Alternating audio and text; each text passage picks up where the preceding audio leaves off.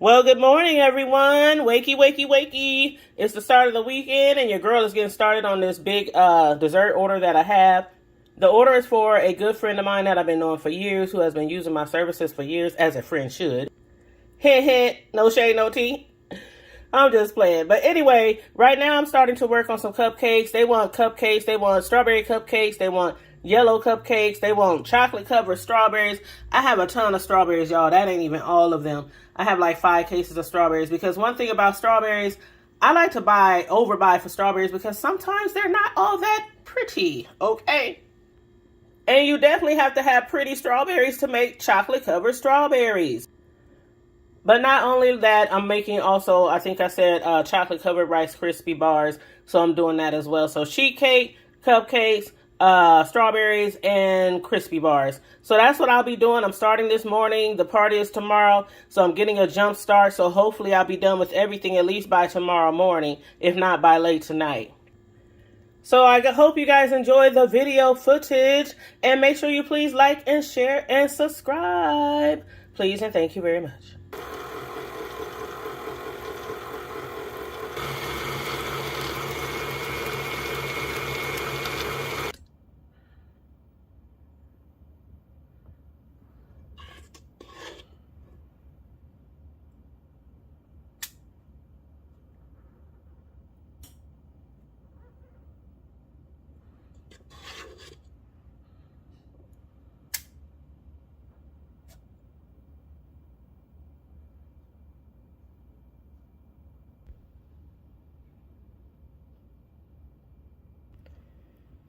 Man, that white frosting is going to be so delicious. Okay, so now the cake is decorated. My bad. So now the cake is blended really well. I was talking about frosting. So now we're going to get this cake into this pan. It's a half sheet cake pan, and it's going to be 2 layers. So I got to make 2 cakes. But as you can see, it's already greased with some good old Crisco.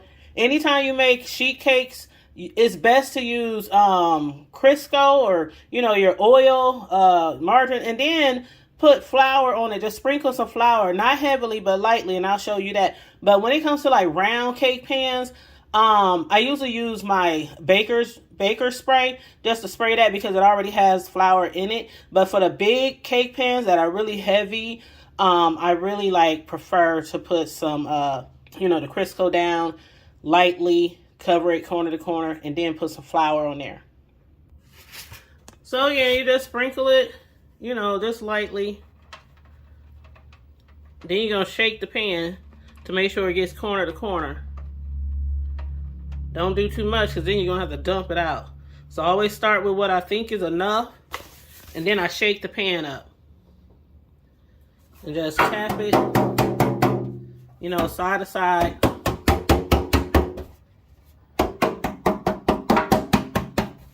Make sure it goes corner to corner.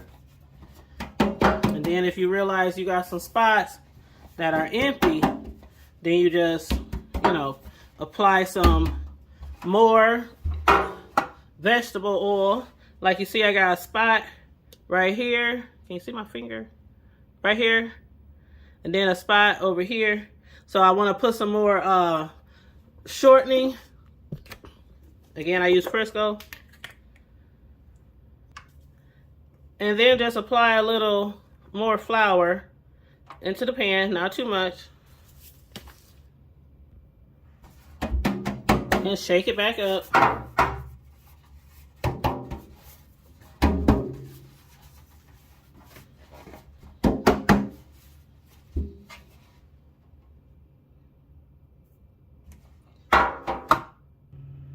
All right, now, so we can go ahead and fill the pan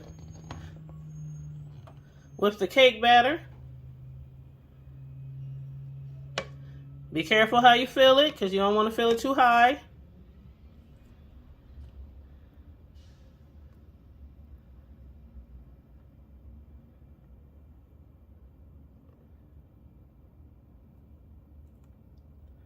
Especially pay attention to those corners, especially when you're shaking your pan and tapping it on the counter to make sure the cake is even.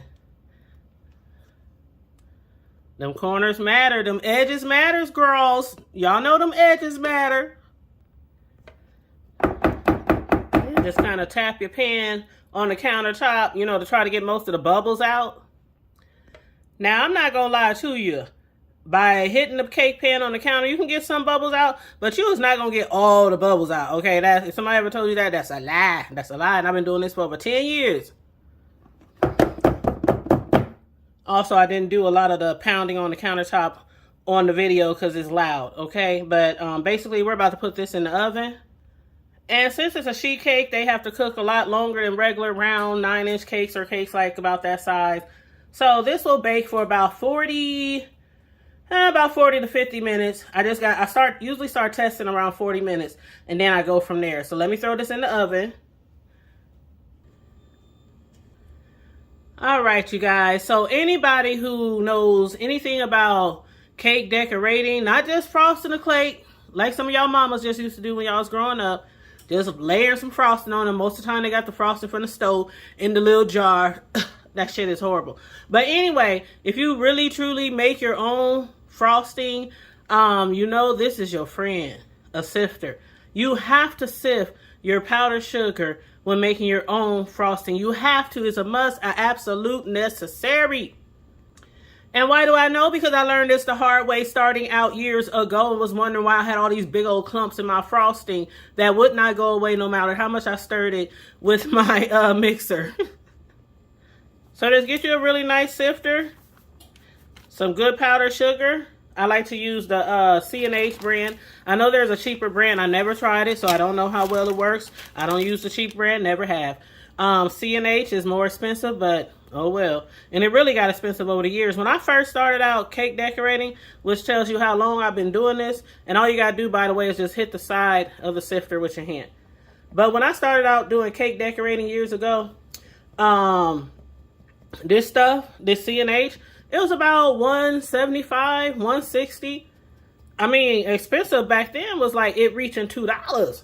And now this stuff in our neck of the woods in the Midwest is like $3.75, $3.80, almost $4. So, a lot of people wonder why cakes, the price of homemade, personal customized cakes, have been on the rise, for like the last 3 or 4 years.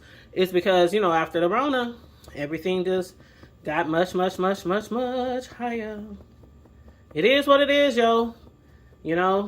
People either gonna pay or they not gonna pay for a beautiful, design cake. As a cake artist, I only use the best supplies. I only get the best for my customers. Nothing leaves out my kitchen unless it's the best of the best. Now you can see those hard little balls? It's always some hard little balls in the sugar. I don't care if the bag don't expire for a year or two. It's always gonna be some little balls down there. That's why you gotta sift. And then you just dump the balls over there. And then what I do after I sift as much sugar as I need, I start pouring it slowly into my frosting, mixing my frosting. Then if I need more, I sift more, mix more into the frosting. But when I'm all done with them little balls, I take all them little balls and I sift them and get them as fine as I can and throw. So we ain't throwing the little balls away, okay? So let me get the sift in this because I have about 16 bags of C&H. These are each 2 pounds a piece. I have about 16 of these, okay? Again, I'm doing a 2-layer cake and I'm doing cupcakes. They want yellow and they want strawberry. And the colors for the theme is black, gold, and white. So everything, the cake, the chocolate covered strawberries I'm doing, the chocolate covered Rice Krispie treats I'm doing, the cupcakes I'm doing, it's all going to be black, white, gold frosting theme. Okay, and then I have these beautiful decorations to go on the cupcakes, like cupcake toppers and stuff like that. Oh God, they're going to be so cute. I can't wait. But anyway, let me get the sifting. I got a lot of sifting. This stuff takes a long time, but I'm telling you, it's so worth it. So get that wristing, okay, because it's so worth it. It will save your cake's life if you sift your powdered sugar first, okay?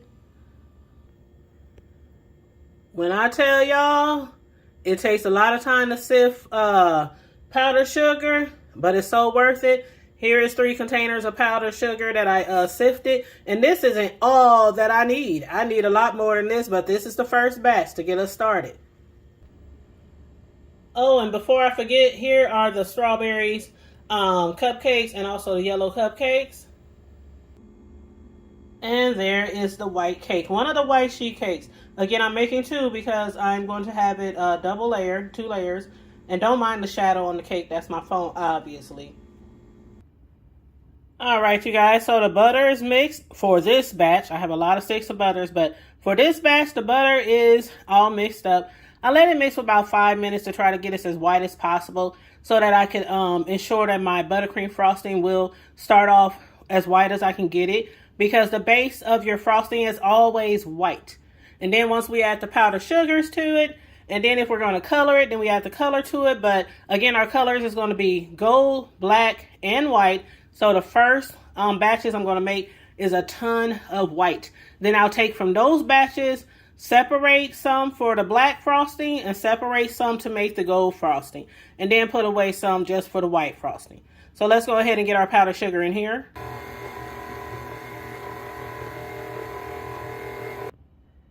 And in between mixing up your buttercream or your frosting, whatever frosting you're making, it's always good to stop it every now and then and scrape the sides down so you can incorporate all that powdered sugar in there with the butter. Okay, y'all, this is our first tub of frosting. I went through 3 containers of powdered sugar and started on a 4th container over there. But yeah, it took 3 and something amount of containers to make the first batch. So what I'm going to do is start working on the cupcakes, and every design that I want to do in white, I'm going to do it on the cupcake and then leave room for black decorations and gold decorations. That's how I like to do my cupcakes when I'm working with a whole bunch of different colors. Okay, everyone, and now we're about to put the second sheet cake in the oven. We already got it greased and floured.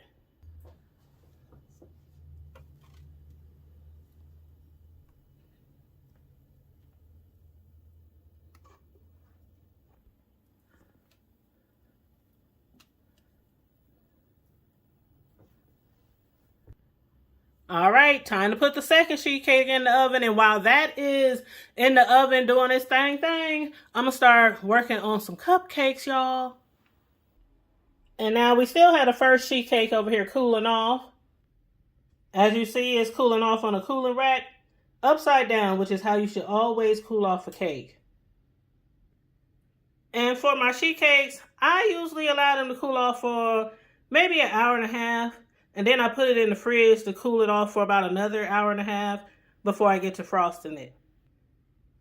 Because being that it's so big, you want to definitely make sure it's all the way cooled down before attempting to frost it. You don't want any mishaps with no soft frosting, okay? And there's the second one in the oven. Alright, you guys, I'm ready to get started decorating on some of these cupcakes. So one of the designs that I'm going to do on the cupcakes, which I always like to do, is like a, a rosette style of decorating, a piping style that's very popular. I'm going to just do a few rosettes on some of the cupcakes.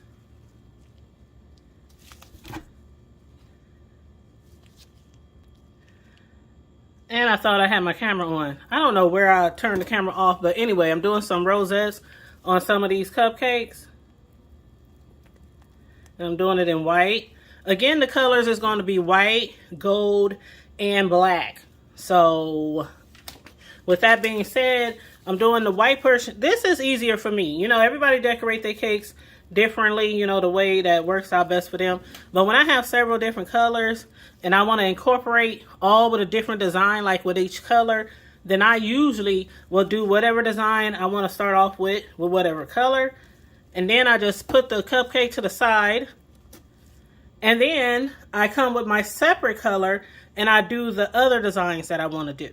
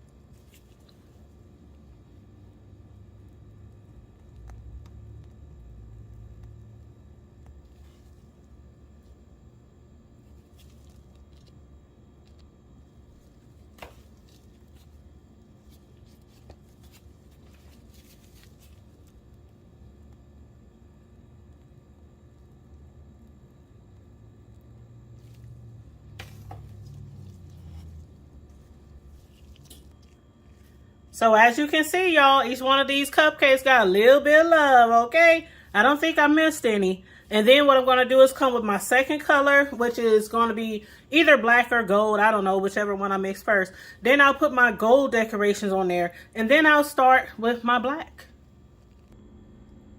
And here, you guys, is the finished first sheet cake. It's cooled off. I flipped it over. You can see the tracks in it from the cooling rack. So now I'm about to put this in the fridge for about an hour to an hour and a half before I get to frosting that. I'm going to just continue working on these cupcakes in the meantime. And then we got about 8 more minutes on the other cake that's still in the oven, the other sheet cake, the one that's going to go on top of this one. And then we're going to allow that one to cool off about 45 minutes or so. Then we're going to flip that one and put it upside down on the cooling rack. And we're going to then let it cool off for about an hour and a half. Then we're going to throw that one in the fridge for about an hour and a half. Okay, you guys, so I guess I'll go with the gold next. So what I'm going to do is do some designs with the gold. I'm going to start doing some rosettes. There's some air in the bag here. It's okay.